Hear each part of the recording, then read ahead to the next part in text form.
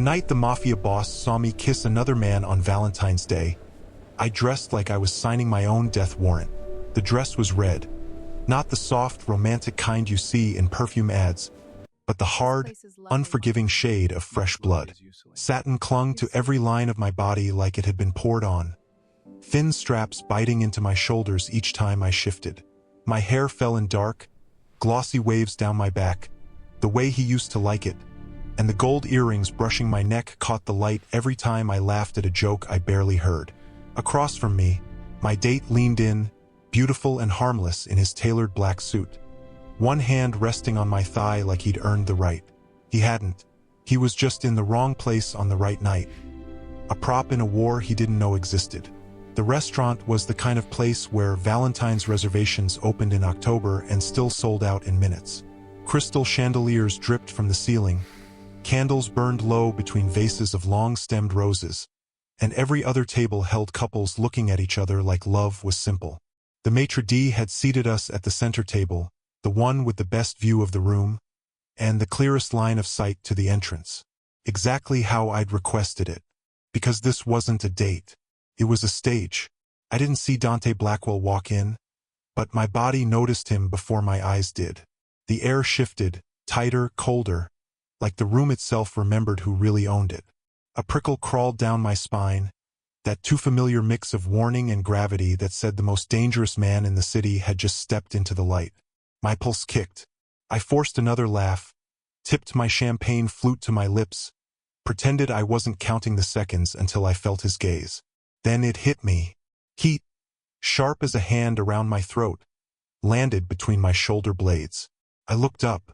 He was standing a few feet away, not at our table yet, just off to the side like a nightmare someone had painted in black and ink. Dante's suit was cut razor-sharp over his broad shoulders, the top buttons of his white shirt undone, exposing the dark lines of tattoos that climbed his throat and disappeared beneath the fabric. Ink curled over his knuckles where his fists were clenched so tight the skin had gone white, and his jaw worked like he was grinding down every word he wanted to throw at me. But it was his eyes that stole the air from my lungs. Cold, disbelieving, and underneath all that iron control, something wild and wounded like I just shot him point blank across white tablecloth and candlelight. He didn't speak, didn't move, just stared at me, at the man whose hand was still on my thigh, at the two untouched plates of chocolate-dipped strawberries between us, at the scattered rose petals that made the whole thing look like a crime scene waiting to happen. My date followed my line of sight, went rigid. "Selena," he murmured. "Who is that?"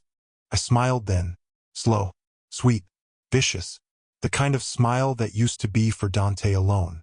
"That," I said, sliding my hand up to cup my date's jaw, keeping my eyes locked on the Mafia boss who once promised me forever, "is the man who taught me what happens when you play with someone's heart." And before the most feared man in the city could take a single step toward us, I dragged my gaze back to the man in front of me and kissed him, deliberate, unhurried, deep enough that the whole room went silent around us. I felt Dante's stare like fire on my skin. I felt the moment something in him snapped, and I knew whatever happened after this, there was no going back. You're watching Story Lens TV, where we don't tell soft love stories, we tell the ones that bruise and heal at the same time. If you're already hooked, tap like to let the algorithm know you're here with me, hit subscribe so you don't miss what Dante does next, and drop a comment telling me where in the world you're watching from. Because tonight you're at this table with us. The night the Mafia boss saw me kiss another man on Valentine's Day, I thought that was the moment everything changed. I was wrong. The real story started 6 months earlier, on my birthday, with a table set for two and a bottle of wine sweating quietly between untouched plates. August 14th. 29 candles, all of them flickering alone. I'd gone all out that night because when you're dating Dante Blackwell, you don't get many chances to pretend your life is normal. I'd cooked his favorite meal from scratch, spent 2 hours on my makeup, and slipped into the midnight silk dress he once told me made him forget his own name. Our penthouse dining room looked like something out of a magazine. Low lighting, city skyline blazing through the floor-to-ceiling windows, soft jazz humming through the sound system. I'd even put my phone face down so I wouldn't obsess over the time. At 7:02 p.m., I told myself he'd be 5 minutes late. Mobsters didn't do on time. They did when business is handled. At 7:43, the candles had burned down enough to drip red wax on the white tablecloth. My stomach growled, but I waited. At 8:11, my phone buzzed. Emergency business meeting. So sorry, love. Make it up to you tomorrow. I stared at the message for a full 30 seconds, waiting for the punchline. It didn't come. I typed, "Is everything okay?" Then deleted it. I didn't want to be that girlfriend. Needy, suspicious, clinging to his schedule like a lifeline. I'd promised myself when I moved into his world that I would never become one more obligation on his endless list of fires to put out.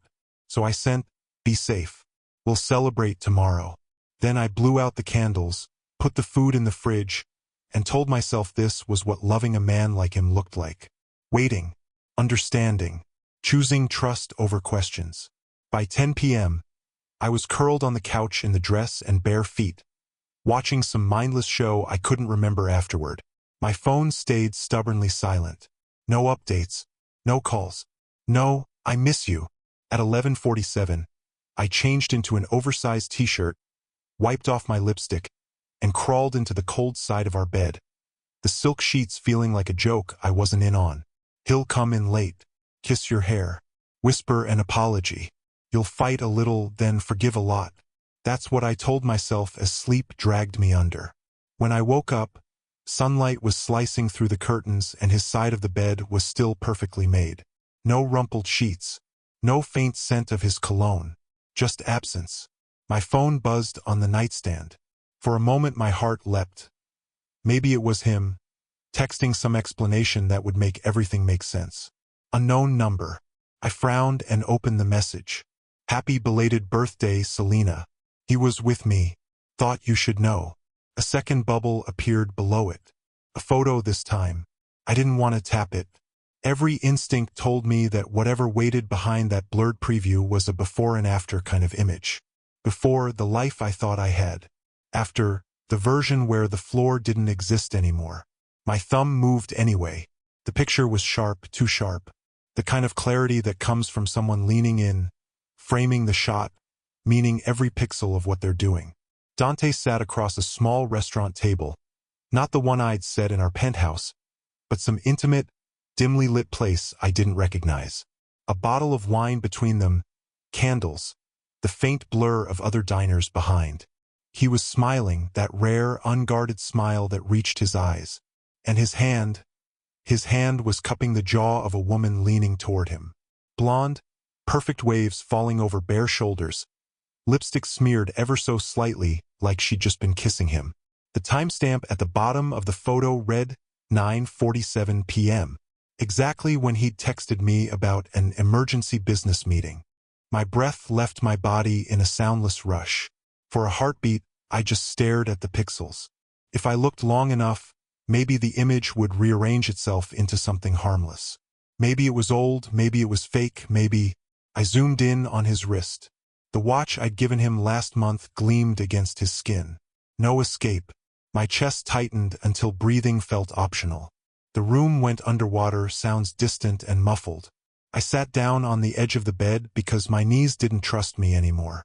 I did what any sane, modern woman does when she's staring at proof that her life is on fire. I Googled. Within minutes I'd found the restaurant Le Jardin Rouge, some exclusive French place downtown, and their tagged photos. A reverse image search confirmed what my gut already knew. The picture was real. Recent. Taken last night. Another search on the blonde's username at Vanessa.Bryce. Her grid was a carefully curated spread of designer outfits, expensive wine, and artfully blurred shots behind frosted glass doors that looked suspiciously like Dante's office. Vanessa Bryce, his secretary. Of course. Something in me went very, very still. I didn't cry. Not yet. Tears felt too soft for this kind of surgery. Instead, I let the silence sink in, let the facts line up like bullets in a magazine. He lied. On my birthday, while I was home waiting in the dress he loved, he was across town with someone else's lipstick on his mouth. You ever had that moment where your body realizes the truth before your mind catches up? When your hands go cold and your heart starts punching your ribs? and there's this high-pitched ringing in your ears like the soundtrack to your life just cut off? If you have, you already know what came next. I grabbed my keys. Traffic at 6 in the morning is almost non-existent. The city was still half asleep, the sky a bruise-colored gray as I drove to his office, white lines blurring beneath my tires. I didn't think about what I would say. I didn't rehearse the confrontation speech so many women dream up in the shower and never get to deliver. I just knew I needed to see his face. The security guard at the front desk nodded when he saw me. Ms. Kane, Mr. Blackwell's upstairs. Of course he was. The elevator ride to the top floor felt endless. My reflection in the mirrored doors looked like a stranger. Mascara smudged, hair thrown up in a messy knot, last night's hurt still stamped across my features. No perfect birthday girl now. Just a woman holding her own trigger in her hand. His office door was unlocked. Inside, the lights were off, but faint blue glow spilled from the computer screens. Dante was sprawled on the dark leather couch, still in yesterday's suit, jacket on the floor, tie loosened around his neck. The laptop on the coffee table looped silent security footage from some warehouse, figures moving in grainy black and white. For a second, I just looked at him. He was beautiful. It hurt to admit that even then. Strong jaw shadowed with stubble, tattoos curling up from the open collar of his shirt, one arm thrown over his face like he could block out the world, like he could block out what he'd done. Something inside me snapped back into place, not the way it had been before, but in some new, sharp configuration. I walked over, selected the photo on my phone, and flung it onto his chest. The device bounced once, clattering against a button. His arm jerked down, eyes flying open, instincts razor-sharp even straight from sleep. He grabbed the phone automatically, thumbs brushing across the screen as he caught it. The brightness lit his face from below, casting his features in harsh light. I watched his eyes flick to the image, watched his pupils tighten, his jaw clench, the muscles in his throat work. What I didn't see was surprise, not even a flicker. Selena. My name came out rough, like it hurt his throat. He pushed himself upright slowly, never taking his eyes off the screen. Where did you get this? Does it matter? My voice sounded steadier than I expected. Cold even. I clung to that like a life raft. It's you. Last night.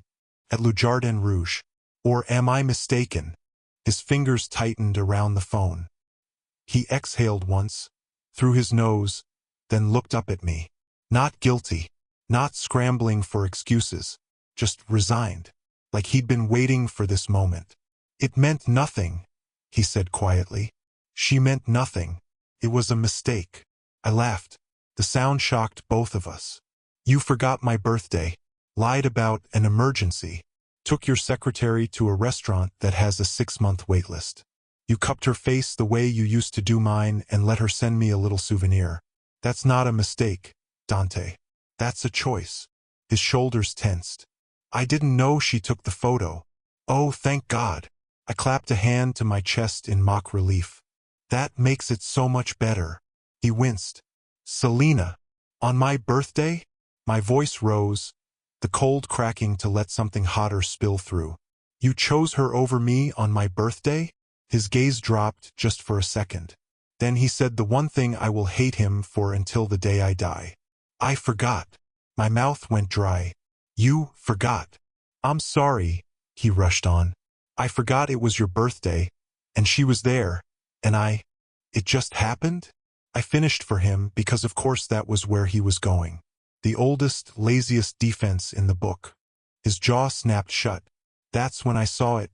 Shame flickering behind his eyes, tangled with something like self-loathing. But none of that changed the fact that my heart was lying shattered at his feet. I'd always imagined if this day ever came, I'd be a storm, that I'd scream, throw things, maybe scratch his face, leave marks he would carry like penance. Instead, all I felt was this terrifying clarity, like the moment before a car crash when everything slows down and you can see exactly how it's about to happen, but you can't get out of the way. I'm leaving, I said. His head jerked up. What? I'm leaving? I repeated, each word sharp and clean, slicing through the space between us. Right now. And I need you not to follow me, not to call me, not to text me. I need space to figure out if I can ever look at you again without seeing her." For a heartbeat, he just stared at me, something frantic beating in his eyes. The Dante I knew.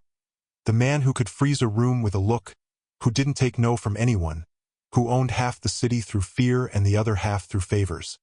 Wanted to push back. I saw it, felt it, but he didn't. He nodded once. Okay. The word didn't sound like surrender. It sounded like someone closing a door on their own fingers and refusing to flinch. I turned and walked out. I wish I could tell you I never looked back. That I walked away from him and our penthouse and the life he'd wrapped me in. The way a snake wraps its prey, without a single crack in my resolve. But the truth is, the elevator doors were barely closed before tears blurred the numbers on the panel.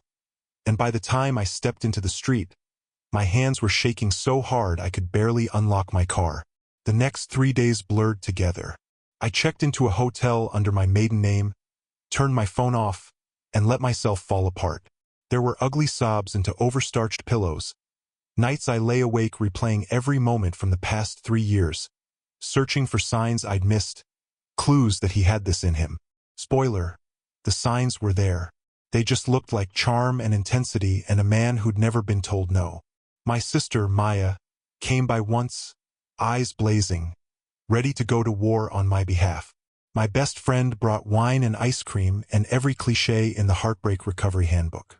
They told me I was too good for him, that I'd dodged a bullet, that I'd find someone new and normal and safe. None of that helped. The only thing that really sank in, late one night when I was lying on the floor staring at the ceiling because the bed felt too big and too haunted, was this: I hadn't just lost a boyfriend. I'd lost the version of myself who believed love was enough to fix anything. By day 4, my phone, charger plugged into the wall like it was life support, had filled with missed calls, texts, voicemails. "Selena, please, talk to me. I'm sorry. It was a mistake. I love you. Come home." Each one felt like a thread trying to pull me back into a web I'd only just escaped. I deleted them without listening. He respected my request for space for exactly 3 days. On day 4, the flowers started.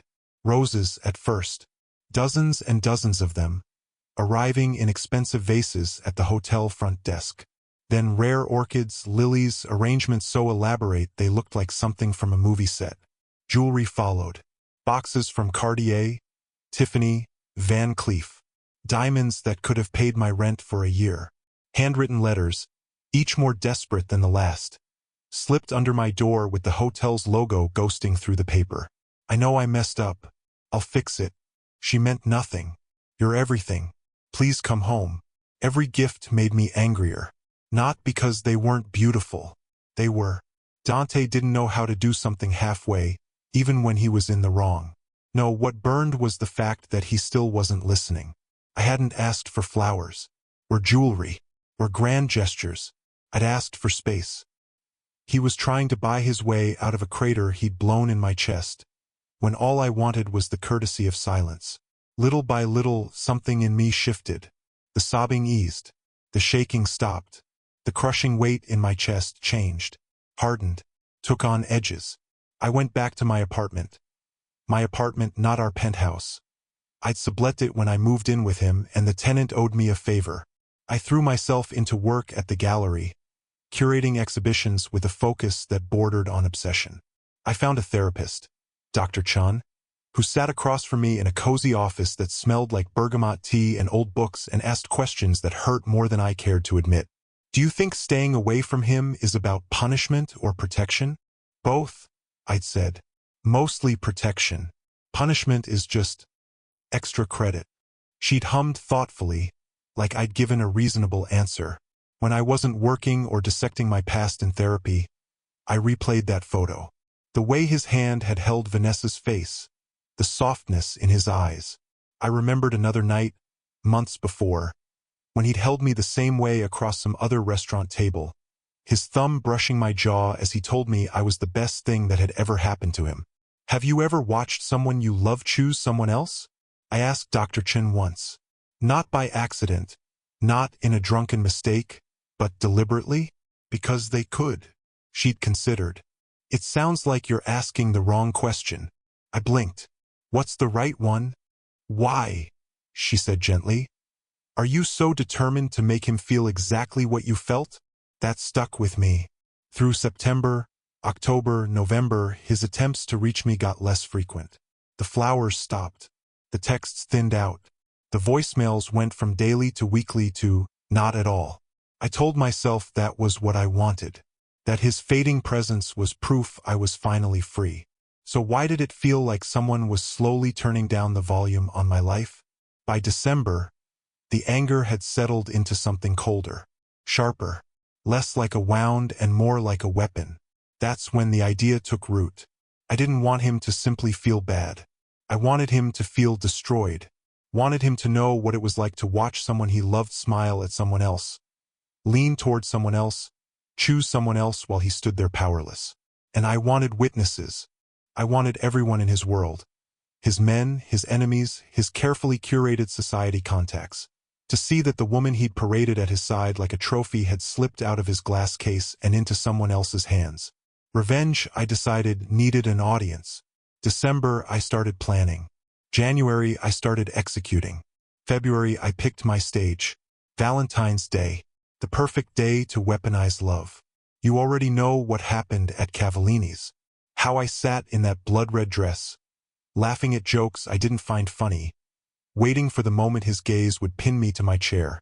How I kissed Marco Santini like the world was watching, because I knew it was. The entire room felt the temperature drop when Dante walked in. Every person became a witness. That was the point. What you don't know is what happened after. Selena, Marco murmured against my mouth when I finally pulled back, breathless more from adrenaline than anything else. Is everything okay? His eyes were wide, anxious. He'd felt the shift in the room too. Felt the way Dante's stare burned into the back of his head like the promise of a shallow grave. I gave him my sweetest, calmest smile. Everything's perfect. That was a lie, of course. But I'd gotten very good at those. The rest of the meal passed in a blur. I barely tasted the food. My pulse thrummed in my ears as I tracked Dante from the corner of my eye. He didn't approach, didn't send a message, didn't demand an explanation. He just watched for a few minutes, face carved from marble, then set his glass down with surgical precision and walked out. No scene, no drama, just strategy. By the time Marco and I left, my legs felt like they were made of glass. I held myself together through the valet, the car ride, the small talk. He walked me up to my building, lingering in the lobby's warm glow. I had a great time tonight, he said, smiling, that same tentative look in his eyes. Maybe we could do it again sometime? I almost laughed. Poor man. If he knew the kind of storm he'd just wandered into, he'd be sprinting in the opposite direction. Instead, I laid a gentle hand on his chest. You're sweet, Marco. You deserve someone who isn't in the middle of a thing. His smile faltered. Is that what that was? A thing? I thought of Dante's face, the way their eyes had met just before I pulled Marco in for the kiss. Yeah, I said quietly. That was definitely a thing. He searched my gaze for a moment, like he wanted to ask more, then thought better of it. Smart man. Good night, Selena. Good night. I waited until he'd turned the corner before I exhaled. The doorman handed me a long, narrow box as soon as I stepped inside. This came for you, Miss Kane. Just now. Of course it did. I took the box upstairs, my heart pounding in a rhythm I refused to name. My apartment felt small and suddenly too quiet as I set the package on the counter, fingers hovering over the lid. Some part of me still expected an apology, a confession, maybe even a plea. I opened it. Inside, nestled in tissue paper, was a bouquet of black roses. Not dark red, not wine or burgundy, black, their petals glossy and unnatural, like they'd been painted. A small card lay on top, Dante's handwriting bold and precise. Happy Valentine's Day, Selena. You made your point. Now let's see how you handle the consequences. A laugh ripped out of me, sharp and disbelieving. This was so him, dramatic, theatrical, full of hidden meanings. I set the card down carefully, staring at the flowers until they blurred. I'd wanted rage. Wanted him to storm into that restaurant, flip the table, drag me away in some wild, public display that would make the gossip columns sing for weeks. Instead, I got strategy. And standing in my kitchen with a bouquet of death flowers, I realized I might have grossly underestimated the man I was trying to beat at his own game. Have you ever pushed someone, convinced you knew exactly how they'd react, and then watched them choose something quieter, scarier, more unpredictable? It's like shoving a lion and watching it sit down instead of roar. You start wondering what it's planning, and whether you've just made the biggest mistake of your life. That's where I was when 3 days passed and Dante didn't call. No flowers, no gifts, no voicemails, no men lurking on street corners to just happen to bump into me. Nothing. For 6 months, he'd been relentless. Always there in texts and calls and sudden appearances. Even after I left, he'd flooded my world with reminders that he existed, that his presence was a given, like gravity. Now, silence. It should have felt like victory. I'd finally gotten what I'd begged for in that office 6 months ago. Space, distance, a life that didn't orbit around his moods. Instead, it felt like abandonment all over again. On the third day, I was sitting cross-legged on my couch, laptop open to the gallery's inventory system, when my front door burst open without a knock. Maya dropped her briefcase on the floor and planted her hands on her hips. "What did you do?" I blinked. "Good morning to you too." She jabbed a finger at me. "Don't you good morning me. I just came out of a budget meeting where 3 major city projects got gutted overnight because Dante Blackwell pulled his funding. The waterfront redevelopment, the youth center, and the legal aid clinic. And everyone's whispering that it's because he's unstable." Guilt prickled. "That's not my Selena." Maya's voice softened, but only barely. "You know I don't care if he's having a meltdown. He could set his own house on fire and I'd bring popcorn. But when his tantrums start hurting other people, that's a problem." I swallowed. "I didn't ask him to do that." "I know." She sank onto the armchair opposite me, loosening the top button of her blouse. "But whatever game the two of you are playing, the city's starting to pay for it. And more importantly, so are you." "What does that mean?" "It means," she said, "he hasn't shown his face at any of his usual spots in 3 days. No private clubs, no restaurants, no meetings.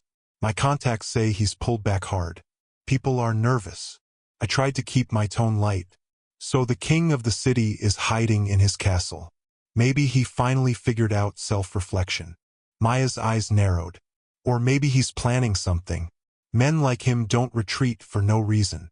"I can handle Dante." She snorted. "Can you? Because from where I'm standing, you're playing games with someone who doesn't play. He wins." The words landed like a stone in my stomach. After she left, I tried to get work done, but my focus was shredded. I checked my phone more times than I'd like to admit, scrolling through a barren message thread. The silence wasn't peace. It was the breath someone takes before they strike. Which version of him was this? The repentant lover who'd filled my hotel room with roses? Or the ruthless strategist who'd built an empire on always being 3 moves ahead of everyone else? When I couldn't stand it anymore, I did something I told myself I wouldn't do. I started investigating. I called the gallery clients who moved in his circles, asked casual questions about fundraisers and benefits I knew he'd usually attend. I swung by the cigar bar he favored, walked past the private poker club with its frosted windows and security cameras. Nothing. His staff stonewalled me. The receptionist at his main office offered a politely empty, "Mr. Blackwell is unavailable," like he'd been abducted by aliens. His usual driver was on leave. By the end of the second day, my stomach was a knot. He'd disappeared, and that scared me more than anything he could have said or done. Dr. Chen's words echoed in my head as I lay awake that night, staring at the cracks in my ceiling. "Selena, you're attracted to intensity because calmness feels like indifference. But intensity without stability is just chaos." When I'd met Dante 3 years earlier, he'd been pure intensity. I'd been curating an exhibition at the gallery, a mix of emerging artists and one established name we'd somehow convinced to show with us. The opening night was a blur of champagne, cameras, and people pretending they understood abstract expressionism. He'd walked in late, of course. Men like him didn't arrive. They appeared. Tall, all sharp lines and inked skin hidden beneath an immaculate suit, flanked by two men whose faces I never quite saw. He moved through the crowd with the kind of confidence that came from knowing the room already belonged to him. I noticed him because everyone else did. He noticed me because, well, because he noticed everything. Later, he told me he'd watched me for 20 minutes as I moved through the gallery, answering questions, adjusting light angles, laughing at donors' jokes. "You tilted your head differently when you really cared about a piece," he'd said. "Like you were listening to it. That's when I decided I wanted every painting you'd chosen." And he meant it. At the end of the night, the assistant handed me a purchase order that made my eyes water. One buyer. All the works I'd personally selected. Pinned to the top of the paperwork was a note in careful script. "Dinner? I want to know the mind behind these choices. D." He'd signed with a letter like we were in some old novel. Our first date, he was all charm and questions. He listened like what I was saying actually mattered, like my thoughts could move mountains. He made me feel seen, not just for my body, but for my mind. On our second date, he told me what he did. Not the sanitized version. The real one. "I'm involved in things that aren't legal," he'd said, watching my reaction closely as we sat in a quiet corner of a rooftop bar. "No drugs, no trafficking. I have lines I don't cross. But make no mistake, Selena. My name opens doors and closes mouths because people are afraid of me. If that's something you can't live with, tell me now." It should have been a red flag the size of a city block. Instead, it felt like honesty, like he was handing me a choice, which was more than most men ever did. I'd stayed. "I thought I was brave," I told Dr. Chun once. "Thought I could handle loving someone dangerous." Turns out the danger wasn't his enemies. It was him. Now, lying in my too quiet apartment with 3 days of silence pressing on my chest, I wondered which was worse. Loving a man who hurts you, or missing him when he finally stops.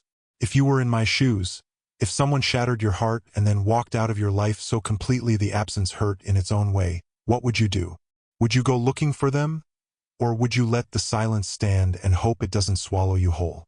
I told myself I'd do the latter. Fate, as it turns out, had other plans. 3 days after Valentine's, the gallery hosted an opening for a new artist. Gritty urban landscapes washed in neon and rain. The room buzzed with conversation, glasses clinking, the scent of perfume and fresh paint swirling together.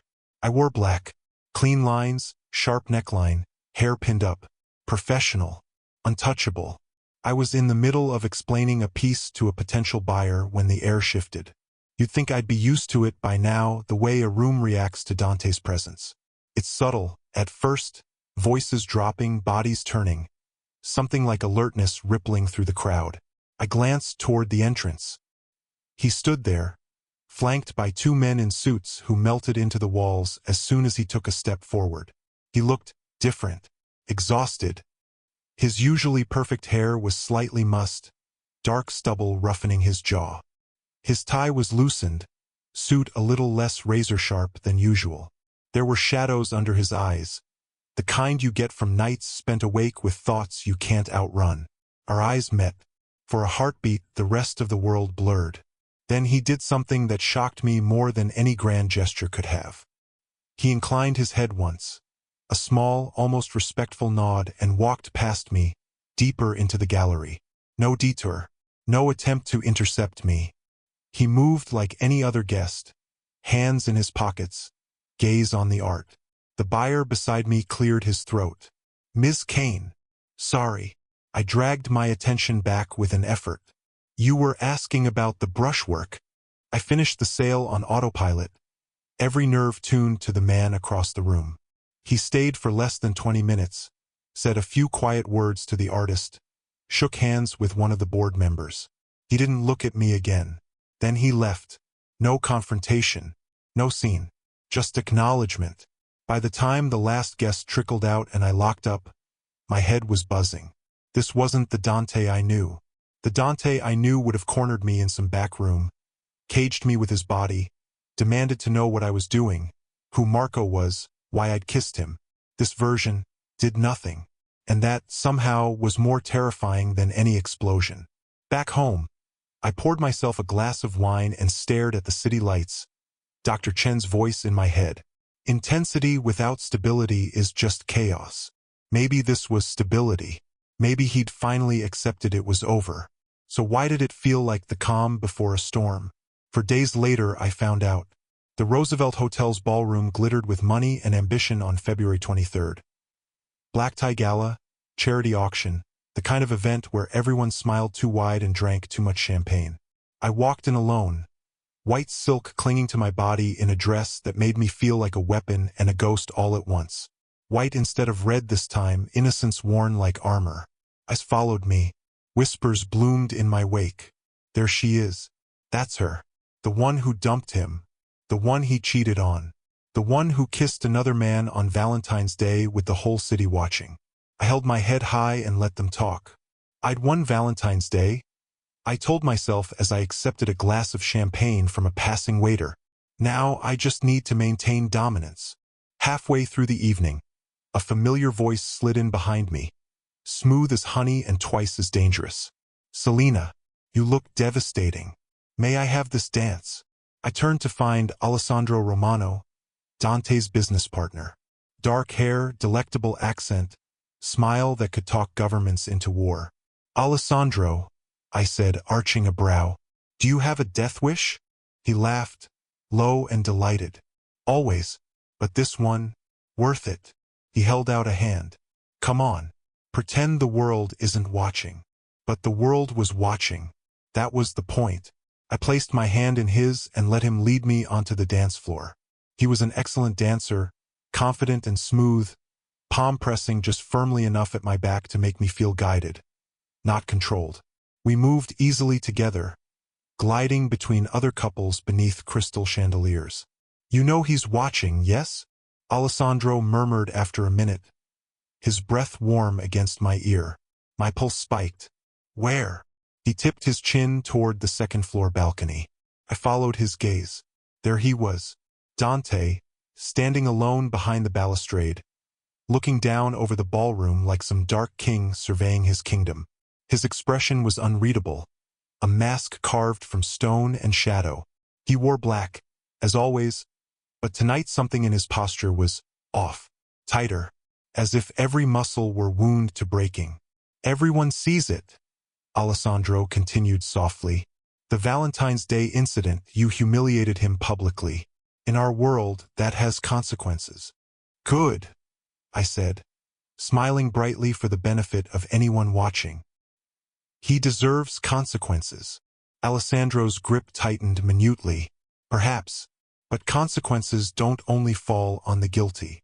Before I could respond, he dipped his head and brushed his lips against my cheek. Deliberate, slow enough that the photographers had time to capture it from every angle. The room collectively inhaled. I made sure my smile didn't falter as I tilted my face toward the balcony. Dante's eyes were on us. Hard, focused. In that moment, it hit me. Not for the first time, but with brutal clarity. That I was lighting matches in a room full of gasoline.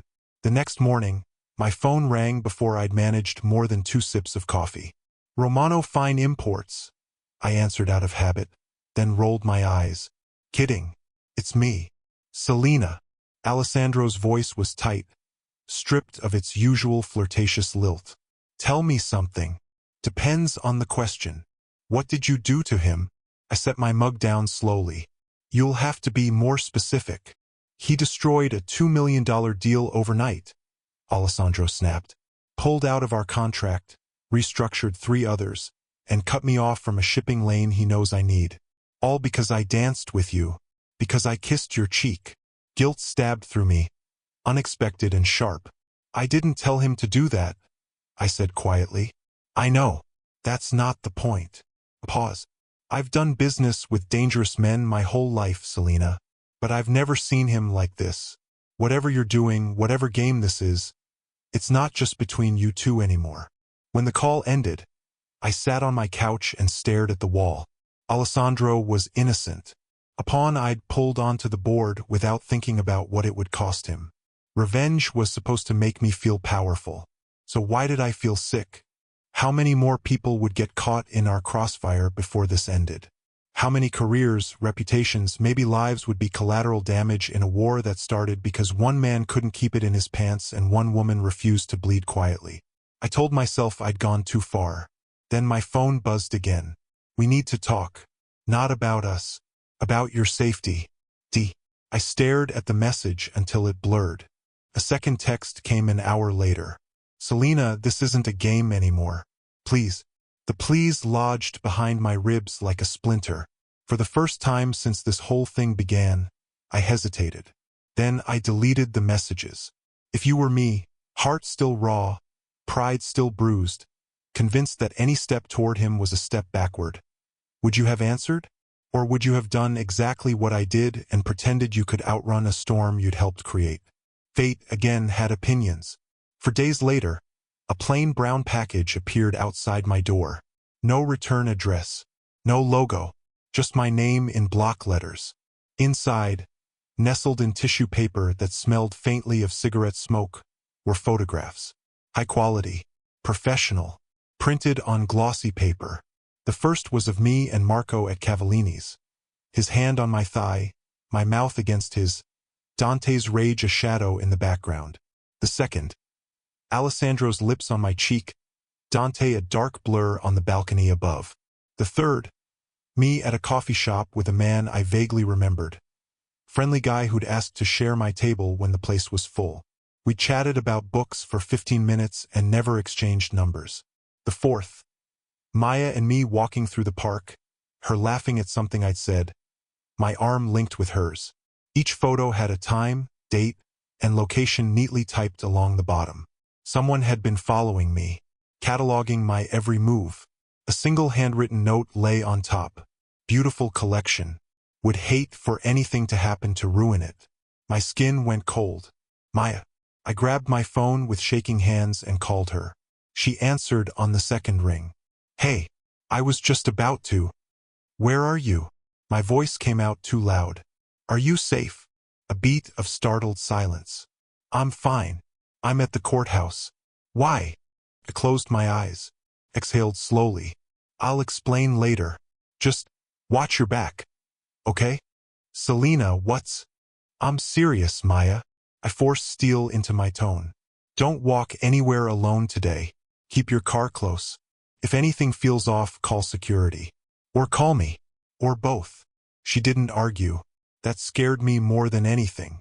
When we hung up, my heart was beating so hard I could hear it.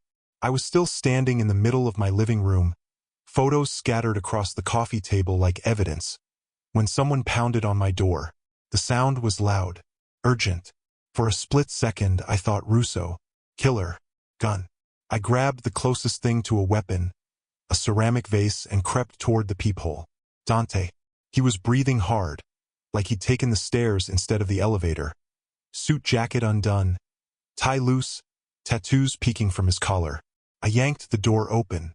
Did you send these? I demanded, shoving one of the photos into his chest before he could say a word. His hands rose automatically, catching the picture. His gaze dropped. I watched the expression on his face shift. Confusion, then recognition, then something like rage boiling up from somewhere deep. When did you get these? His voice was low, dangerous. Just now. They were waiting outside my door. Was it you? No, he looked up, eyes burning. But I know who. And that, as they say, was when the game changed. Dante moved like a storm in reverse. All the violence turned inward. He stepped past me without another word. Boots whisper soft on my living room floor as he crossed to the coffee table. His fingers hovered over the photographs like he was afraid touching them might make them explode. With Marco at Cavallini's, he muttered. With Romano. With some asshole at a coffee shop. With Maya. He picked up the last one, jaw-grinding. They've been on her, too. Who? I demanded, even though I already knew. He looked up, eyes dark as the space between stars. The Russos. My heart thudded once, hard. I'd heard the name in hushed tones for years. Another crime family, Old blood, colder morals. Rival kings who smiled in front of cameras and slit throats in the shadows. They want me to retaliate, he said, voice low. Publicly. They want me to think you've betrayed me, to act impulsively, to start a war on their timetable instead of mine. And you? I said, throat tight. You think I'm just what, collateral damage? Not collateral. His gaze sharpened, something raw flickering in it. Lever. My stomach twisted.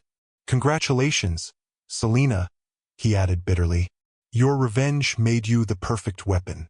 They've been escalating every move you make, waiting for the right moment. I sank onto the couch before my knees decided for me. So I helped them. You gave them the cover they needed. He didn't sugarcoat it. Dante never had a talent for gentle truth. But I should have stopped it as soon as I saw the pattern. That's on me.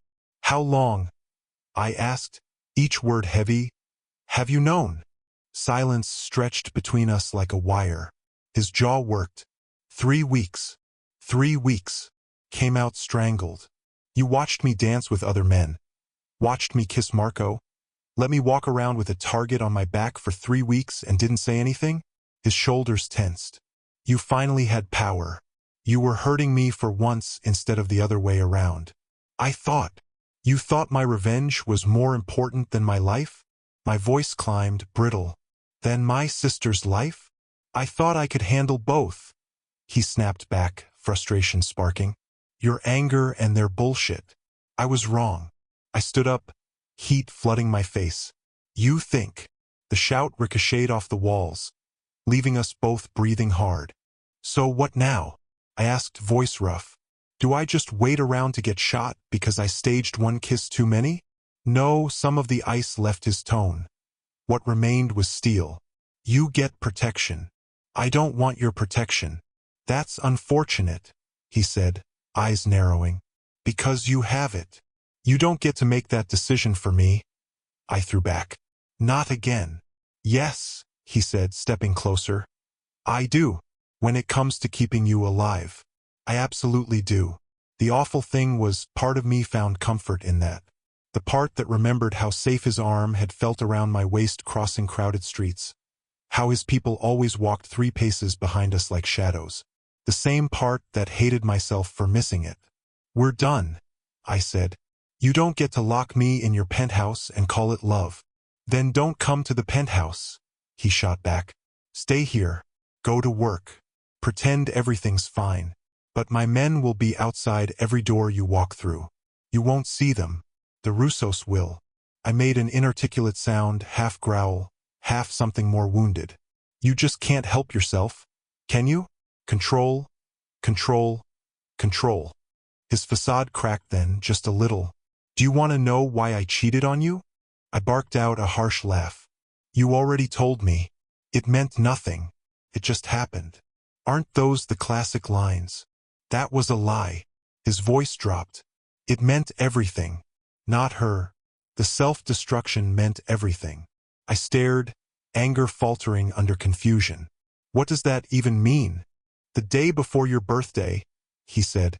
Each word scraped raw. I found out my mother is alive. I blinked. Of all the directions this conversation could have taken, that wasn't on the list. The woman I thought died when I was 8? He swallowed. She didn't die. She left. Chose another family. Has other children she actually wanted. And when I found out, something broke in me. He looked away then like the memory was a blade. I hired an investigator. Got photos of her smiling with her daughters. College graduations. Christmas dinners. Everything she never stayed to see with me. Silence hummed between us. I looked at you that night, he went on quietly.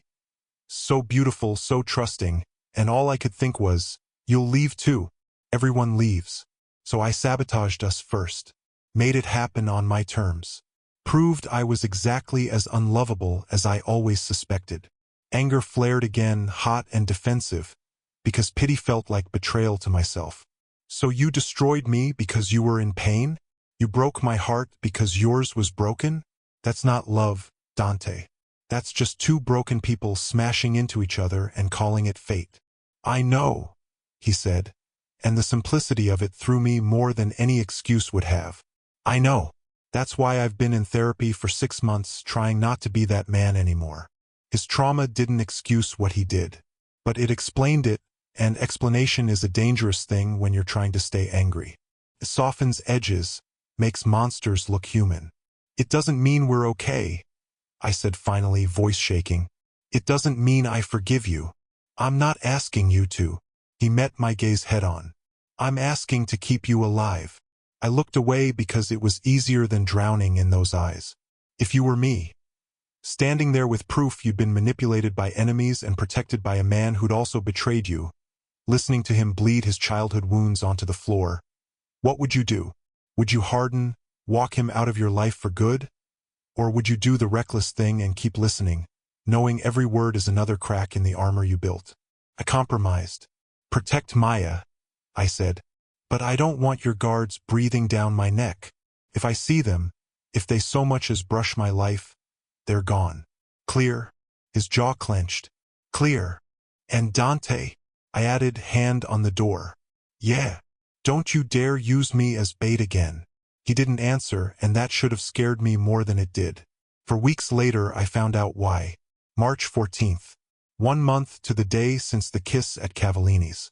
The city was thawing, snowmelt puddling in the streets, the air cold but carrying the first hints of spring.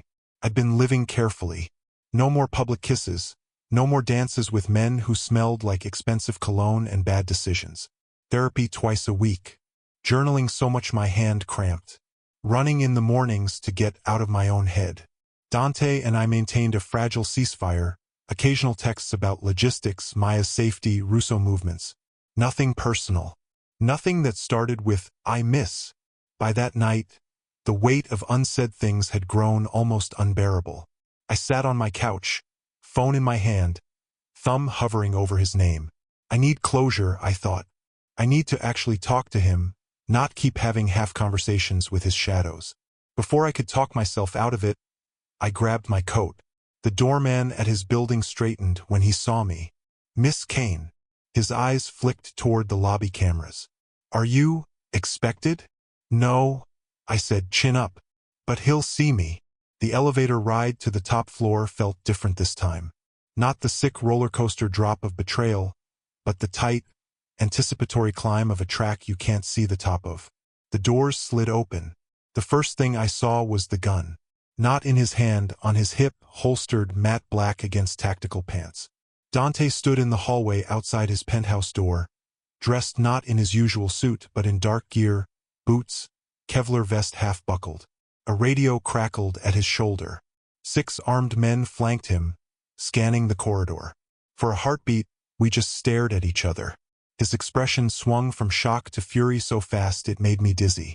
What are you doing here? He barked, closing the distance in 3 long strides. You were supposed to be at your apartment. Safe? Sirens wailed suddenly, high and shrill, bathing the hallway in pulsing red light.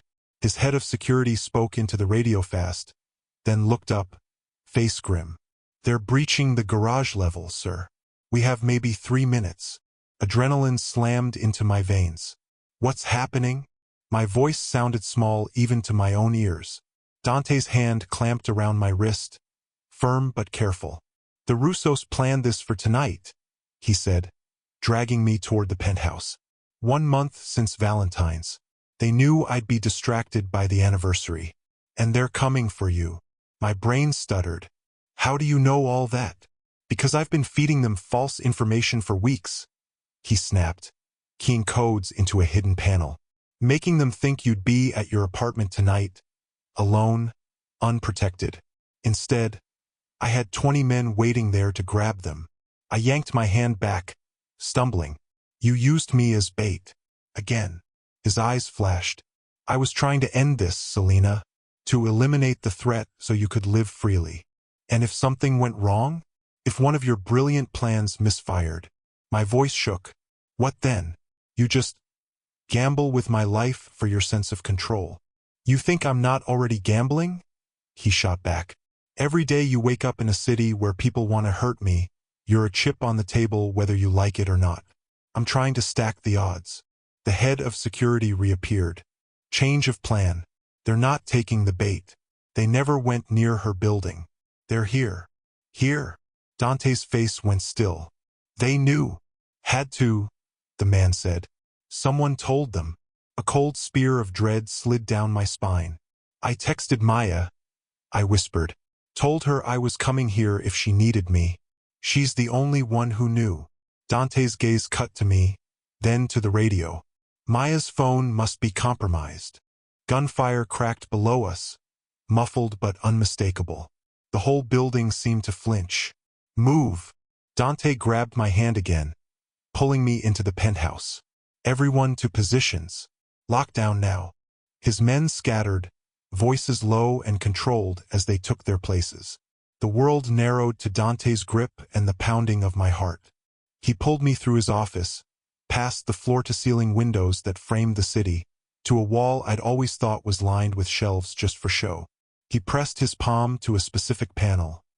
Hidden mechanisms word. A section of the wall swung inward, revealing a narrow chamber of steel and concrete.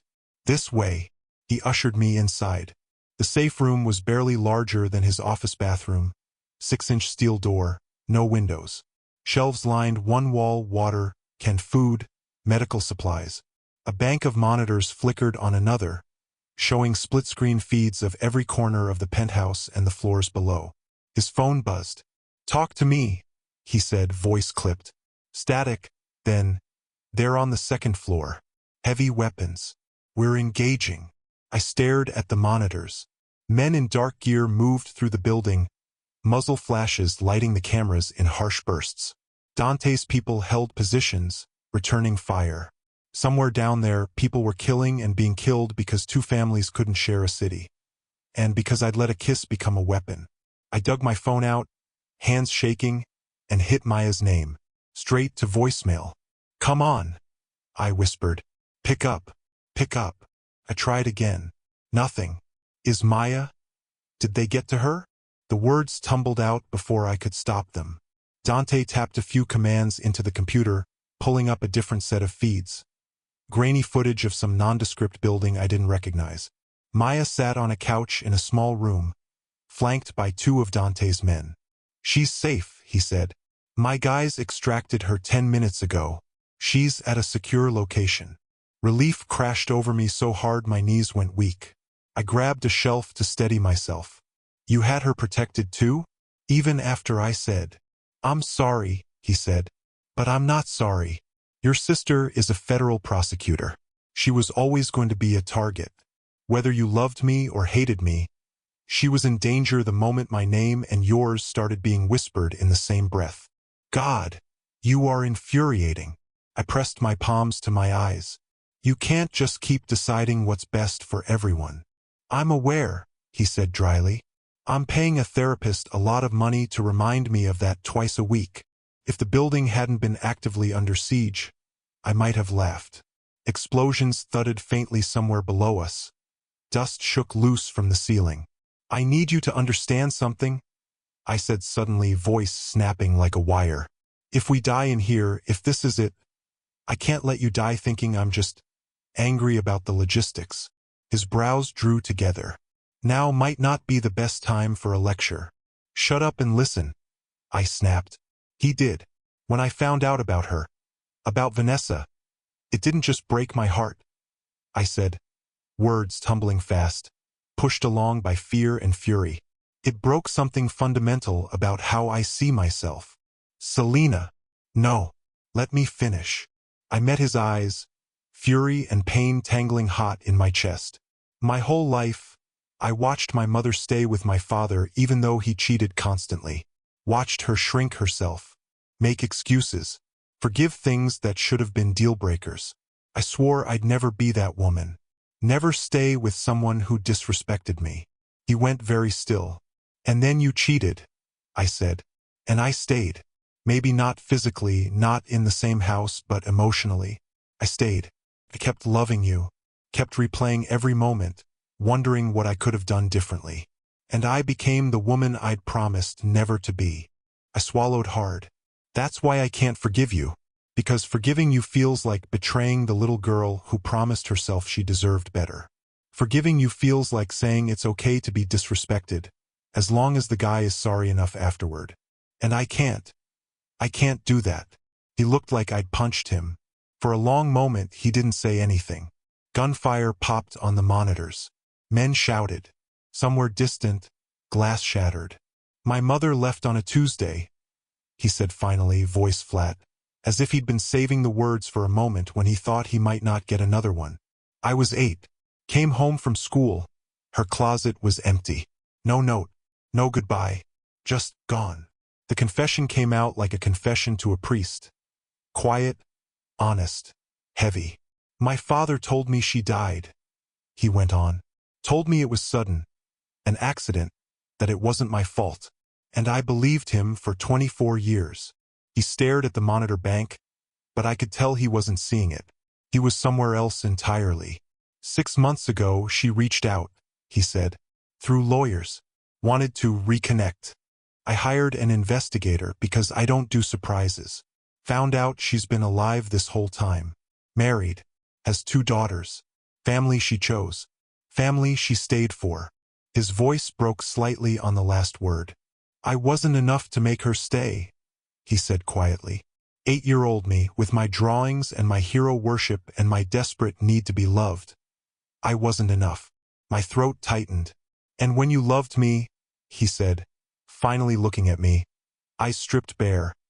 When you looked at me like I was worth something, I panicked, because I knew you'd leave too. Everyone leaves. So I hurt you first. Proved I was exactly as worthless as I believed. The silence after that felt thick as the steel around us. Outside, violence raged. Inside, something else did. Do you understand what you're saying? I asked softly. You destroyed the best thing in your life because you didn't believe you deserved it. Yes. The word was almost a whisper. And now, I searched his face. Do you believe you deserve it now? His shoulders rose and fell on a slow breath. I don't know, he admitted. Some days I think I'm getting better. Other days I'm convinced I'm just performing growth to get you back. But I'm in therapy. I'm doing the work.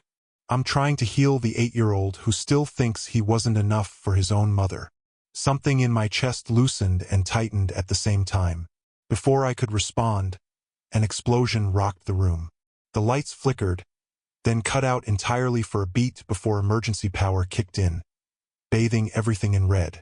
Dante's phone crackled. Sir, they've breached the 3rd floor. You need to evacuate now. He swore under his breath.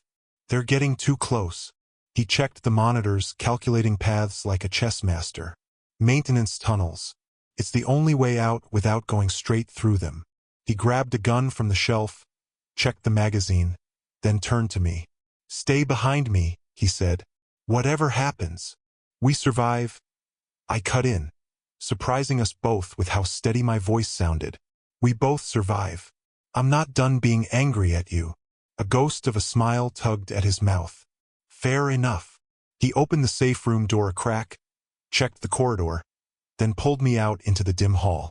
The air stank of smoke and gunpowder. Alarms still wailed faintly, muffled now by walls and distance. We moved fast, Dante leading, me glued to his wake. He knew exactly where he was going, down a side corridor, through a door disguised as a supply closet, into a narrow concrete tunnel that sloped downward. Maintenance access, he muttered, runs parallel to the service elevators. If they haven't found it already, we're ghosts in 5 minutes. And if they have? I asked. His answer was the way his grip tightened around the gun. The tunnel echoed with our footsteps. My heart hammered loud enough I was sure it would give us away. The air was close, dust thick enough to taste. Halfway down, something moved at the edge of my vision. Dante, I shouted, shoving him hard. We hit the ground together as a bullet sang past where his head had been a second before, slamming into the wall with a shower of concrete dust. Dante rolled, bringing his gun up and firing in the same motion. A man in dark gear dropped at the curve of the tunnel, weapon skittering away. He looked at me, breath harsh. You saved me. Don't read into it? I panted. my hands shaking so hard I could barely push myself upright. I need you alive so I can be mad at you. His mouth twisted into something that wasn't quite a smile, wasn't quite a grimace. We kept moving. At the exit, another Russo operative waited, hidden in the shadows. The door was a rectangle of lighter darkness at the far end of the tunnel, safety so close I could taste it. "Stay back," Dante said, lifting his gun, stepping forward. Everything happened fast. The man stepped out, gun already raised, muzzle flash bright in the gloom. He aimed at me. There's a strange kind of time that exists in moments like that. Slow and fast, crystalline and blurred. I saw the gun. I saw his eyes over the barrel, flat and cold. I saw Dante pivot, instincts older than thought kicking in. Then he was between us, solid and warm and infuriating, and the bullet punched into his shoulder with a wet sound I felt in my own bones. He went down. My scream tore at my throat. I dropped to my knees beside him, hands flying to his shoulder, blood hot and slick between my fingers. Dante's men surged from around the corner, guns barking, dropping the shooter. But all I could see was him. "Dante," I gasped. "Dante, stay with me." His face had gone gray, sweat beading at his temples. He tried to push himself up with his good arm and failed, groaning. "Selena," he rasped. "You okay? Are you insane?" Tears blurred my vision. "You just took a bullet for me." "I've taken worse," he muttered. "Not your best argument." I pressed my hands harder against the wound, desperate to stop the bleeding. "Don't you dare die. Don't you dare die on me when I haven't decided if I forgive you yet." His eyes fluttered, lips twitching faintly. "Take your time," he managed. "I'll wait." That broke me. "I still love you," I choked out. The confession ripped straight from the center of me. "I hate that I still love you. I've spent 6 months trying to kill it, and it won't die, and I hate you for that." He looked at me like I was the only thing in the world worth seeing. "I love you too," he whispered. "Even if you never forgive me. Even if." His eyes rolled back. His body went limp. For a second, the world tunneled, sound dropping out entirely. "Get a medic," someone shouted. Strong hands pulled me back as others lifted him onto a stretcher. I stumbled after them, bloody and shaking and more terrified than I'd been when bullets were flying. Because in that moment, watching them carry him away, everything snapped into brutal focus. The revenge, the anger, the satisfaction of seeing him hurt. None of it mattered if he died. If you've ever had that moment, where all the petty scores you've tried to settle suddenly look so small next to the possibility of losing someone forever, you know how quickly your priorities reorder themselves. All the things you swore you'd never say, never admit, never feel again, suddenly feel like the only truth that counts. I followed the ambulance to the hospital with my hands still stained red. Dante spent 4 hours in surgery. I spent 4 hours in the ICU waiting room, perched on a plastic chair under fluorescent lights that made everyone look sick. Maya sat beside me, hand warm on my knee. "He's going to be fine," she said for the 3rd time. "Doctors said the bullet missed everything vital." "I heard them," I murmured, staring at the wall. "I just need to be here when he wakes up. Need to." I trailed off because I didn't have words for the gnawing thing in my chest. "You need to forgive yourself," she said quietly, "for still loving him." Tears burned behind my eyes. "Don't psychoanalyze me. That's my therapist's job." She squeezed my knee.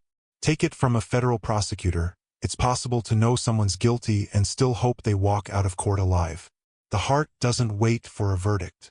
By the time a nurse finally told us he was in recovery, visiting hours were technically over. I begged. Maya flashed her ID. They let me in. He looked smaller in the hospital bed, swallowed by white sheets and red lines on monitors. The bandaged shoulder, the 4 in his hand, the oxygen prongs at his nose. None of it fit the man I knew. I sank into the chair beside him and, at some point, exhaustion dragged me under. When I woke, someone was watching me. "You stayed," Dante said, voice rougher than usual. I blinked sleep away and met his gaze. "You took a bullet for me." He smiled, faint and pained. Would do it again. Tears pricked my eyes. I know, I whispered.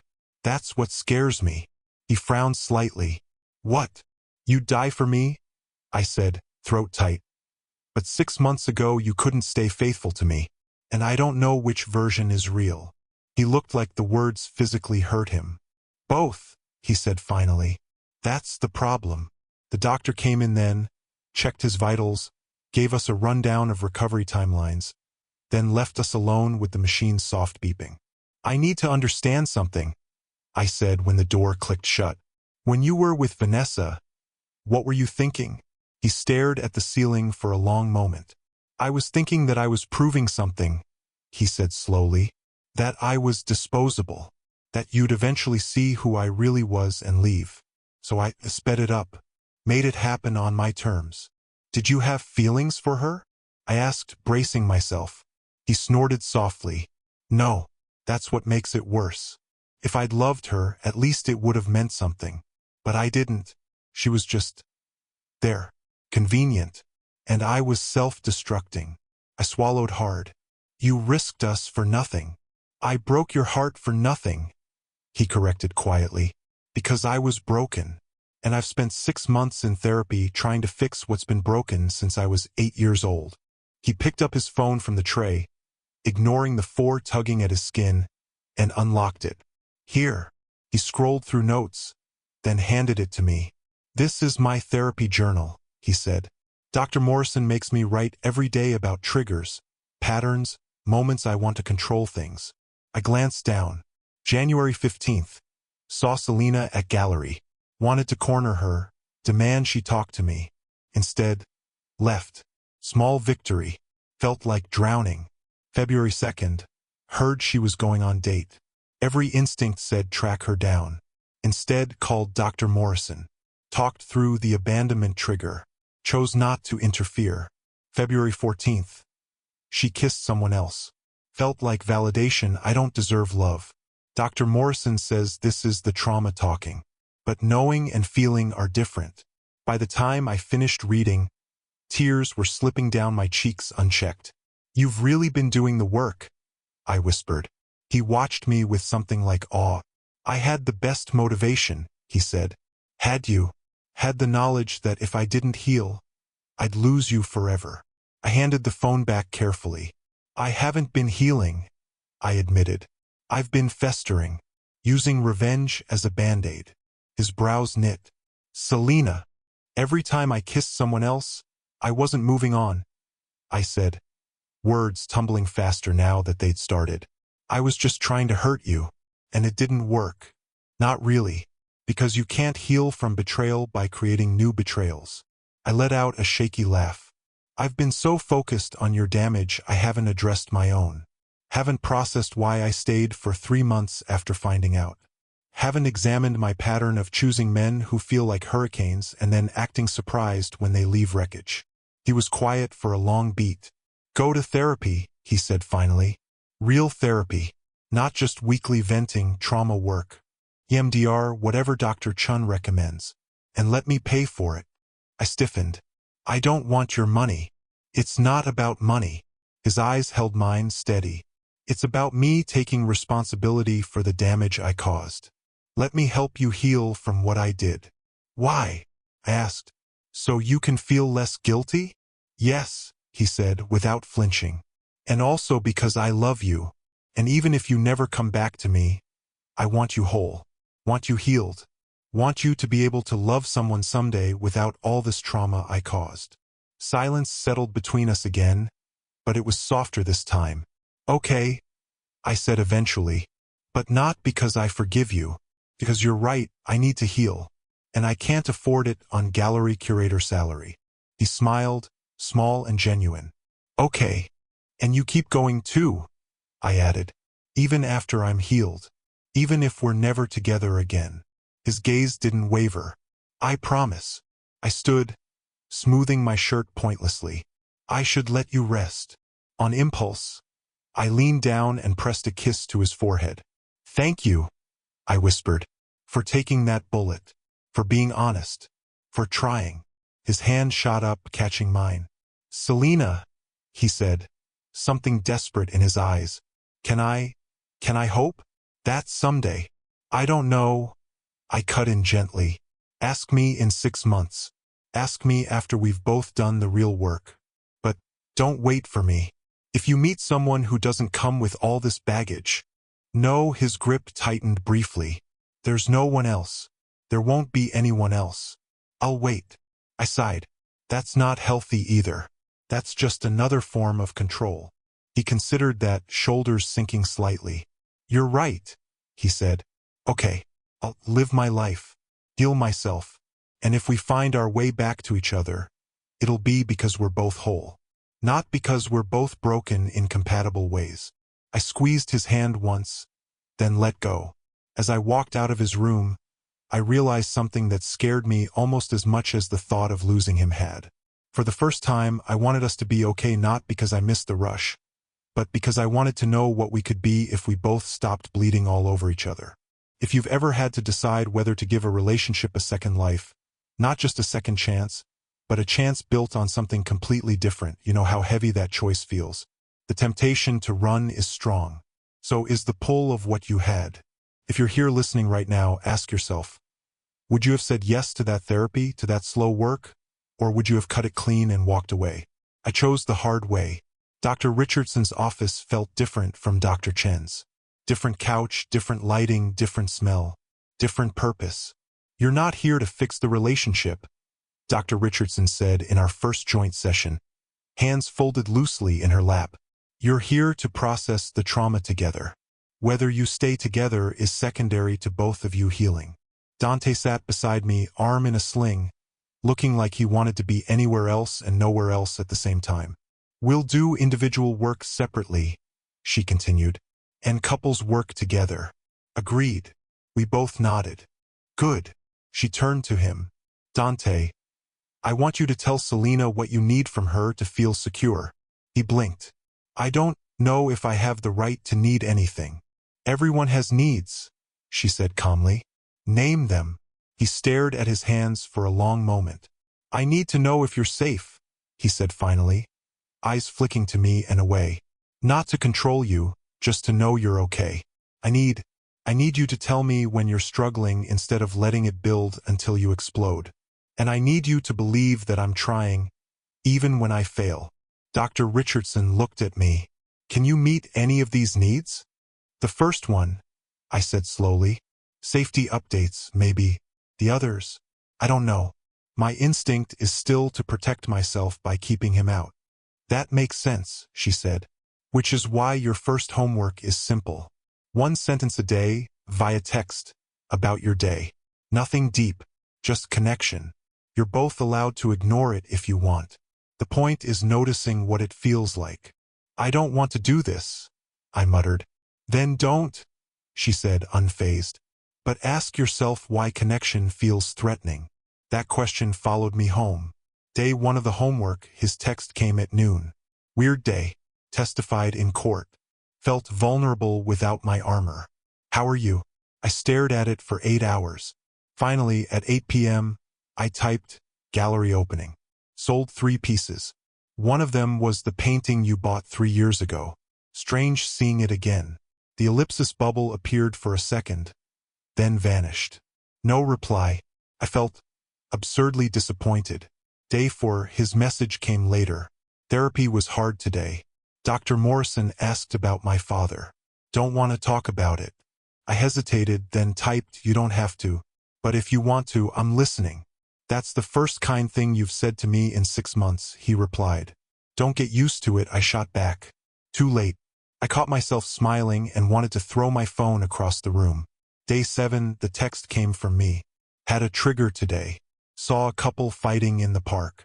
The woman was crying. Wanted to tell her to leave him. Realized I'm not in a position to give relationship advice. Want to talk about it? He asked. No. But thank you for asking instead of fixing. By week 2, the messages had grown longer. Less curated.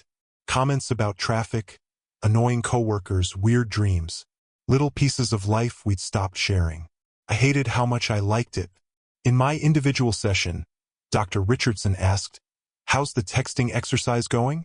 Good, I said, then grimaced. Too good. That's the problem. Explain.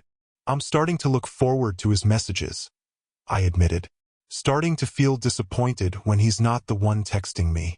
And that terrifies me because I'm letting him back in. Why is that terrifying? She asked. I stared at my hands. Because if I let him in and he hurts me again, I won't survive it. The first time almost destroyed me. A second time would finish the job. She nodded. I want you to sit with that fear. Not run from it. Not rationalize it. Just acknowledge. I'm afraid of being hurt again. Then ask yourself, is the fear of pain worse than the guarantee of never trying? I walked out of her office thinking about that. I walked the city, too, letting the noise fill my head. Cars, sirens, snippets of conversation. Couples holding hands, people laughing. A woman yelling into her phone about dry cleaning. Life, messy and unafraid. I've been so focused on protecting myself from future pain, I realized, watching strangers live their ordinary lives, that I haven't let myself have present joy. The relationship was already broken. The question wasn't, will he hurt me again? It was, am I willing to risk being hurt for the possibility of something real? I didn't know the answer. Maybe not knowing was okay. That night, I opened our text thread. Do you want to get coffee tomorrow? Just coffee. No expectations. His reply came so fast I wondered if he'd been staring at his phone when I sent it. Yes. Anywhere. Anytime. Despite myself, I smiled. We picked a neutral cafe. A place that smelled like espresso and cinnamon, not like any memories we shared. Public enough to feel safe, quiet enough to talk. We both arrived early. For a moment, we just stood there, two people with a universe of history between them and no script for what came next. He broke the stalemate with a crooked smile. Hey, we ordered. Saturday. Fidgeted. We've been lovers, enemies, strangers, I said finally. Now we're what? He huffed a laugh. I'm still figuring that out. Tell me about therapy, I said. What are you actually working on? Abandonment issues, he said promptly. Self-sabotage patterns. The belief that I'm unlovable. Control as a coping mechanism for chaos. He said it like a list he'd recited a dozen times. Dr. Morrison has me write letters to my mother, he added. Ones I'll never send, just to get it out. Last week's assignment was to list moments I felt loved. He looked at me, eyes softening. You were in every single one. My heart stuttered. What about you? He asked quietly. What's Dr. Richardson having you work on? Trust issues, I said, attempting a wry smile. Obviously, but also my pattern of choosing intensity over stability. She asked me why I'm attracted to dangerous men. And I think it's because my father was so absent, I said slowly. Physically present but emotionally unavailable. And you were the opposite. Intensely present. Overwhelming attention. I mistook intensity for love. I stared into my coffee. But intensity without respect is just consumption. And I need to learn the difference. He was quiet for a beat. Can we be intense and respectful? He asked softly. Or are those mutually exclusive? I don't know, I said honestly. But I'm willing to find out. Slowly. With lots of therapy in between. Slowly, he echoed, small smile tugging at his mouth. With therapy, I can do that. When we stood to go, there was a moment of awkward hovering near the door. Can I hug you? He asked. The question alone almost undid me. The old Dante would have just pulled me against him, confident in his right to my body. This one asked. Okay, I said. The hug was careful, gentle. No possessive grip, no attempt to make it more than it was. Just warmth, the steady thud of his heart, the faint scent of his cologne. It was infuriating how right it felt. This is different, I thought as I pulled away. If this is who he's trying to become, maybe there's something worth saving. We stumbled. We backslid. About a week later, Vanessa messaged me on Instagram. I was sitting on my couch, mindlessly scrolling, when her name popped up. Hey Selena, I know I'm the last person you want to hear from, but I need to apologize. I didn't know how bad it was between you two. Can we talk? The words punched the air out of my lungs. All at once, I was back in Dante's office, staring at that first photo. Back in the hallway outside our bedroom, listening to apologetic lies. Back in my hotel room, reading strangers' comments about how stupid I must be for staying with a cheater. Instinct took over. I did not tell Dante. My brain said, handle it alone. Don't give him more power over your emotions. Don't let him see you bleed over the same wound again. For 2 days, I reread the message. Imagined what she'd say. Excuses, half-truths, some warped version of events where she was the victim and I was overreacting. Sleep frayed. Old nightmares crept back in. I snapped at Maya, ignored Dante's texts, canceled a coffee date with a vague, busy, rain check. In my next session, Dr. Richardson noticed immediately. What changed this week? She asked. Nothing. I lied. One eyebrow rose. Cracked. She messaged me. I blurted. Vanessa, the woman he cheated with. What did she say? I told her. She listened. Then, what scares you more? Talking to Vanessa, or telling Dante that she reached out? The answer hit me like cold water. Telling Dante, I admitted. Because part of me still believes his connection to her might not be completely dead. That some small part of him misses it. So your fear, she said gently, is that if you tell him, you'll find out something you don't want to know. Or, she added, you'll have to trust his response. And trust is still dangerous territory for you. She leaned forward. If you want a different relationship, you have to make different choices. Hiding this keeps you in the old pattern. She gave me homework. Radical transparency. Do not meet Vanessa alone yet, she said. First, tell Dante about the message and watch how he handles it. His response will be more important than anything she could say. That night, I went to his apartment. He opened the door, eyebrows lifting. Twice in 1 week? I must be dreaming. I didn't sit, just held my phone out, DM open. She messaged me. His face drained. Old shame and panic flickered across features he'd worked hard to keep neutral. He took the phone gingerly, reading in silence. Block her, he said immediately. I'll handle it. My jaw tightened. That's not handling it, Dante. That's locking it in the same closet you hid us in. He closed his eyes for a second, breathing out slowly. When he opened them, they were steadier. You're right, he said. I'm sorry. Let me try that again. He handed the phone back without scrolling further. Thank you for telling me, he said. I know that wasn't easy. I'm ashamed she even has a way to contact you. He rubbed the back of his neck with his good hand. We can read it together, he offered. Decide together what to do. Or if you don't want to deal with her at all, I'll respect that too.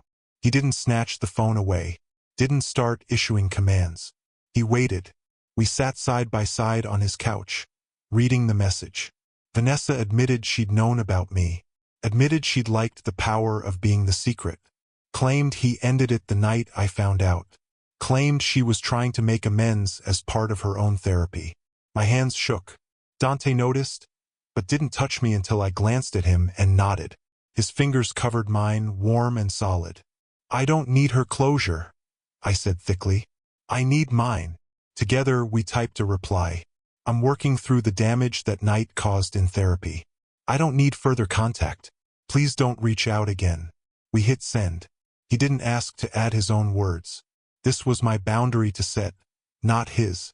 Old me would have met her secretly, I said after a moment, or blocked her and pretended it never happened. Old me would have begged you not to tell your therapist, he said. Would have tried to manage your feelings myself. So, I guess we're both new versions now. We shared a quiet, exhausted laugh.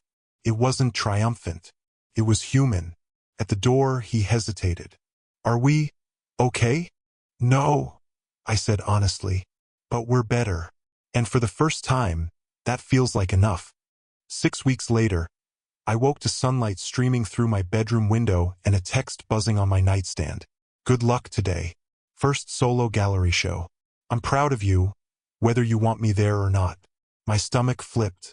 Tonight was my first solo exhibition as a curator, not as someone else's assistant.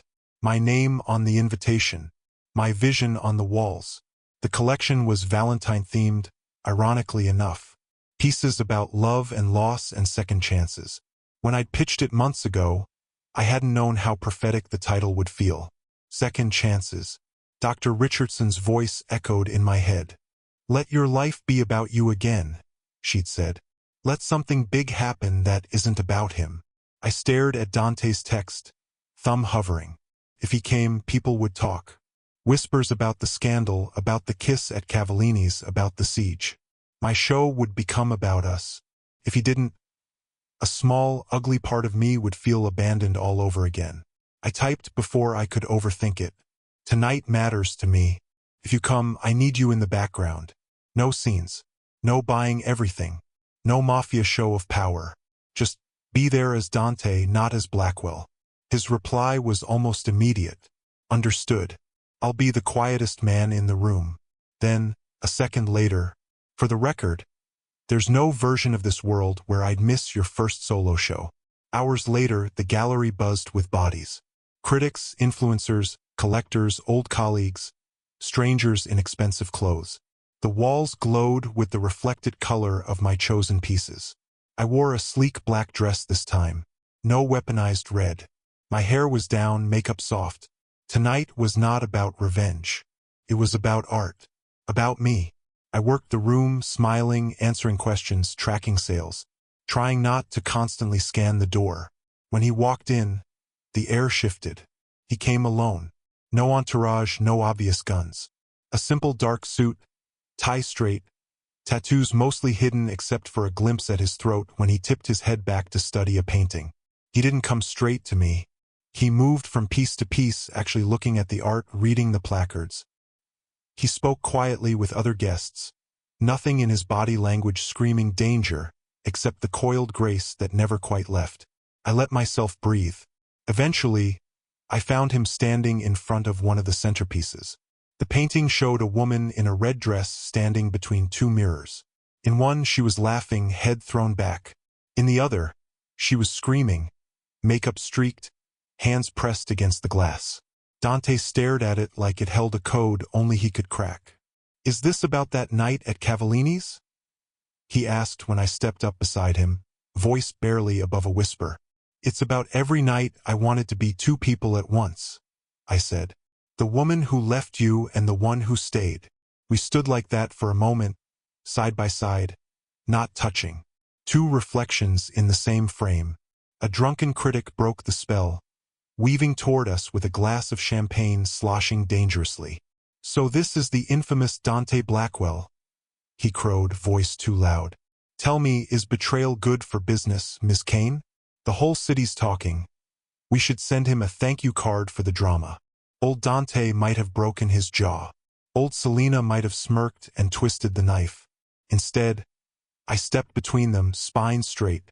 "My work is about surviving pain," I said calmly, "not glorifying it. If you're here for gossip instead of art, there's the door." Murmurs rippled. The critic blinked, sobering slightly. Dante said nothing. No threats. No cool promises of retribution. He just watched the man retreat, then looked at me like I'd grown a second spine. Later, we escaped to the small balcony off the back of the gallery, city noise humming below. "You handled that better than I expected," I said. "Dr. Morrison says not every insult requires bloodshed," he replied dryly. I laughed. Actually laughed. "I kept waiting for you to ruin tonight," I admitted. "You didn't." He rolled one shoulder carefully. "I almost did. When he laughed at you, I saw red. But then I saw you. And you weren't a victim. You were handling it. You didn't need me to save you. You just needed me not to make it worse."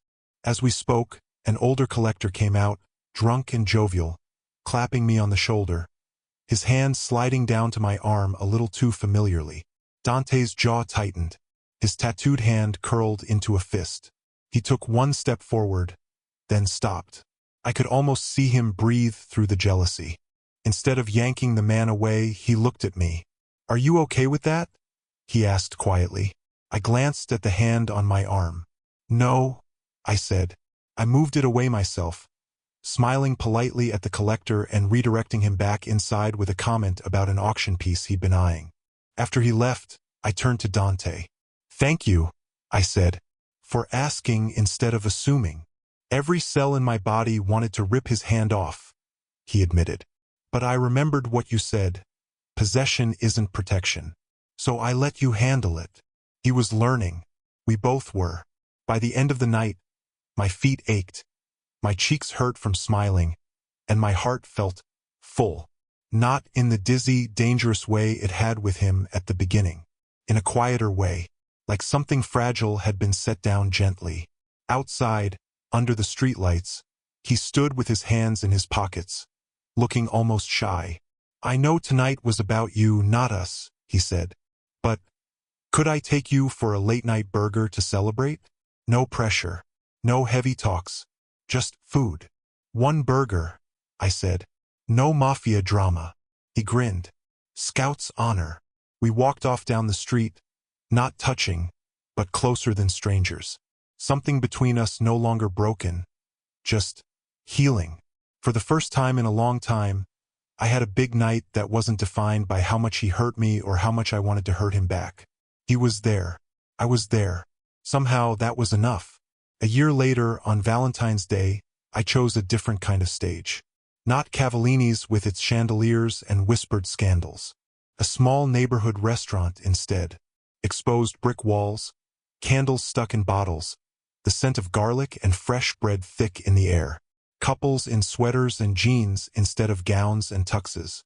I walked in wearing a soft burgundy dress. Comfortable. Forgiving. Not a weapon, just something that made me feel like myself. Last Valentine's Day, I chose a restaurant that would hurt him. This year, I chose a place that would heal me. We'd had a hell of a year. Continuous therapy. Fights that left us both raw but honest. A 3-month break where we focused solely on ourselves, checking in only to share progress with our therapists. We weren't engaged. We didn't live together. But we were choosing each other, day by imperfect day. Dante arrived carrying a single white rose. "Red felt like a bad joke," he said, offering it to me. "White felt like starting over. If you want that." "I do," I said. We sat, ordered simple food. No champagne. Just sparkling water and shared appetizers. He raised his glass. "To the worst and best year of my life." I snorted. That's one way to put it. We talked openly about the original kiss at Cavallini's for the first time without flinching. "I used another man's mouth as a weapon," I said. "I thought seeing me kiss someone else would break you like you broke me." "It did," he said. "But it also woke me up. Made me realize you weren't obligated to wait for me to grow up." "I wasn't trying to wake you up," I admitted. "I was trying to burn you down." He nodded. We were both wielding fire. Somehow, we didn't completely destroy each other. "I need you to understand something," I said, fingers tracing condensation on my glass. "Forgiveness wasn't a magic reset. There are still days I look at you and remember that photo, that text, that feeling of being not enough. And there are days," he replied softly, "when I wake up certain you'll decide I'm not worth the work and walk away. The difference now? We talk about it instead of weaponizing it."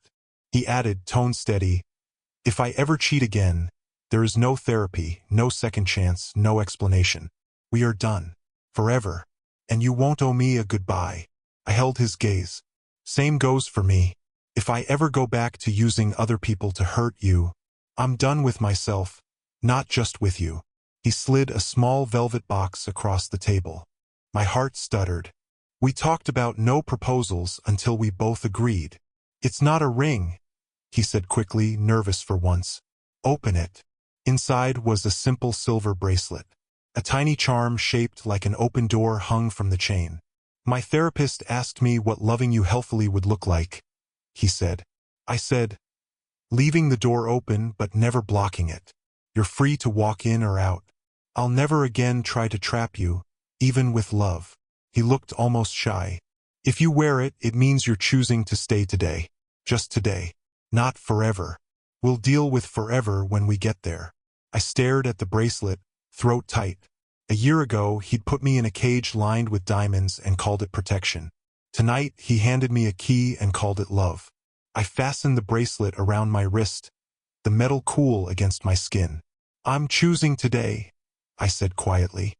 Not because I've forgotten what you did. Not because I'm sure you'll never hurt me again. But because I've seen you do the work. Because I've done the work. Because we're not who we were. He reached across the table, palm up. I placed my hand in his. Later, outside in the cool night, he leaned in slowly, giving me time to pull back. I didn't. Our kiss was softer than the one at Cavallini's. Less performance, more presence. No audience. No rivals. No revenge. Just two flawed people daring to try again. The night the Mafia boss saw me kiss another man on Valentine's Day, I thought I'd changed everything by breaking his heart. I was wrong. What changed everything wasn't the kiss that hurt him. It was the conversations that followed. The nights in therapy. The choice to stop performing pain and start doing the ugly, quiet work of healing. He's still dangerous. I'm still stubborn.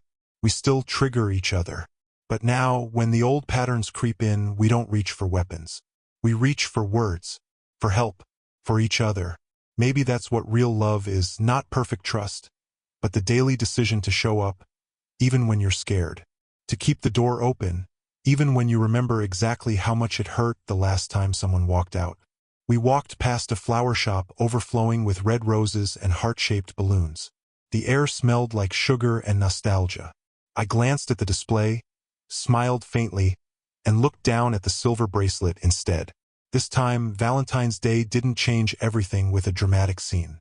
It changed quietly in the way we chose each other, fully aware of the cost. If you've stayed with me all the way to this moment, ask yourself, in Selena's place, would you risk your heart again after that kind of betrayal? Or would you shut the door for good? There's no right answer, only the one you can live with. Thank you for watching and listening to this story. If it pulled you in, made you feel something, or kept you company for a while, tap like, hit subscribe, and turn on the notification bell so you don't miss the next story.